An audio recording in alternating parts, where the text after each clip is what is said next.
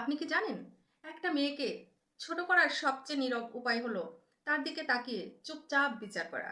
আপনি কি জানেন কালো মেয়েদের অনেকেই নিজের ছবি তুলতে অস্বস্তি বোধ করে, কারণ তারা আগে থেকেই জানে কেউ না কেউ মন্তব্য করবে।